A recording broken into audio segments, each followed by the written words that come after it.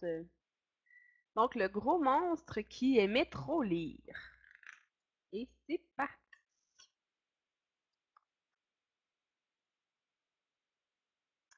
Il était une fois un gros monstre affreux, sale et méchant. Il vivait dans une immense forêt que parfois des humains visitaient. Le travail du gros monstre, c'était de faire fuir les intrus en poussant un terrible hurlement. Caché derrière un vieux chêne, il se tordait de rire quand il voyait les humains courir à toute vitesse vers l'orée de la forêt. Un après-midi, le gros monstre s'ennuyait derrière son chêne. Il n'avait pas eu un seul visiteur depuis le matin. C'est alors qu'il aperçut une petite fille. Elle alla s'asseoir sur un rocher, puis sortit un livre de son sac. Le gros monstre jeta aussitôt un horrible cri qui chassa tous les oiseaux. Mais la petite fille était toujours penchée sur son livre, captivée par l'histoire. Le gros monstre, en colère, inspira alors profondément et poussa le plus effroyable hurlement de son répertoire. La fillette eut si peur qu'elle laissa tomber son livre et s'enfuit à toutes jambes.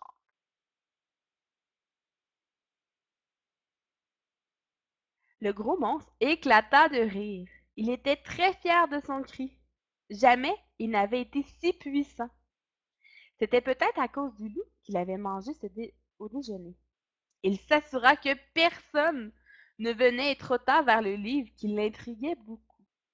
Jamais il n'avait dû crier 2 fois pour chasser un intrus. Cet objet était magique ou quoi?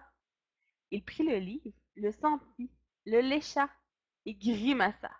Ça n'avait aucun goût. Furieux, le gros monstre lança rageusement le livre par terre. Celui-ci s'ouvrit, révélant des magnifiques images colorées. Curieux, le gros monstre prit le livre et tourna lentement chaque page. Fasciné par les superbes illustrations, il l'emporta avec lui dans sa grotte. Mais Mère Dragon se promenait près de la grotte du gros monstre quand elle remarqua de la lumière. Intriguée, elle pénétra chez lui. Que fais-tu là? Demande-t-elle. Tu devrais être en train de surveiller la forêt. J'ai trouvé ça et je peux pas m'empêcher de le regarder, s'écria le gros monstre en lui tendant le livre. Oh, le beau livre! Je la connais cette histoire, elle est merveilleuse. Un livre? Répéta le gros monstre. C'est vrai, tu ne sais même pas ce qu'est un livre, soupira la vieille dragon. Mais Mère Dragon expliqua alors au gros monstre que la petite tache noire qui accompagnait les dessins était des lettres. Elles formaient des mots, puis des phrases qui composaient une histoire. Oh, je veux savoir ce que tu racontes, s'écria le gros monstre. Vraiment? Je peux t'apprendre à lire, ça me ferait plaisir, déclara Mère Dragon. Parmi les groupes de monstres, la vieille dragonne était la seule à savoir lire. Ses camarades étaient trop paresseux, ils ne songeaient qu'à manger, dormir et terroriser les pauvres gens. Mais le gros monstre avait toujours été plus curieux que les autres. Ainsi commença son apprentissage. Tous les matins, il venait chez Mémère Dragon qui lui montrait l'alphabet. Le gros monstre voulait tant connaître l'histoire qu'il apprit à lire très très vite. Mais depuis que le gros monstre lisait, il ne faisait plus que ça. Caché derrière son vieux chêne, il ne prenait plus la peine de hurler quand il voyait un humain franchir l'orée de la forêt.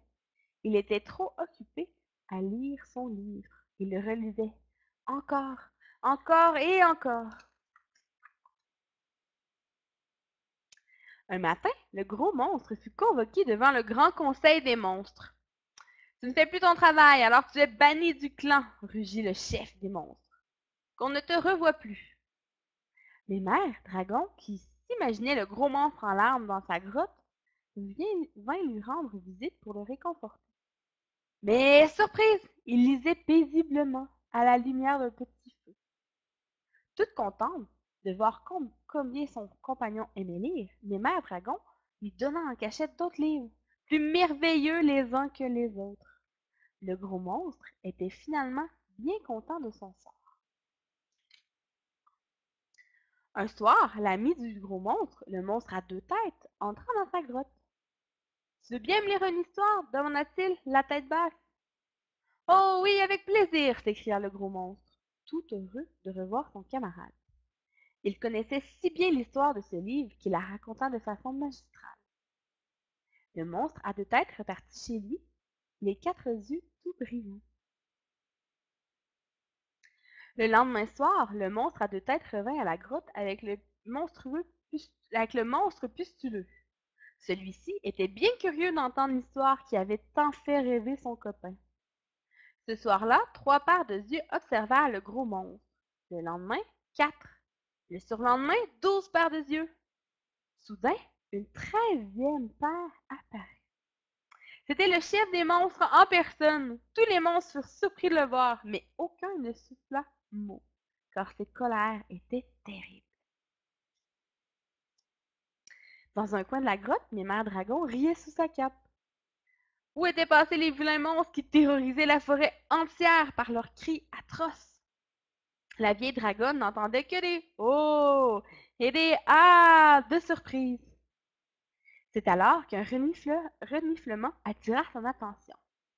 Le chef des monstres émus se mouchait dans une grande feuille de chêne. Mais Mère Dragon en resta bouche bée. Depuis ce jour mémorable, les monstres ont la tête tellement pleine de belles images et de merveilleuses histoires qu'ils oublient de faire leur travail. Profondément cachés dans la forêt, ils n'ont plus envie d'effrayer les humains. Ils sont toujours dans la lune, songeant aux belles princesses sauvées par des courageux monstres.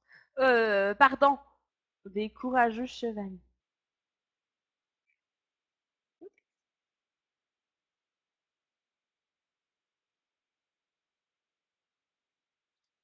Quant au gros monstre, il passa ses journées à lire, caché derrière son vieux chêne. Il était le seul à guetter encore les visiteurs, mais ce n'était pas pour leur faire peur.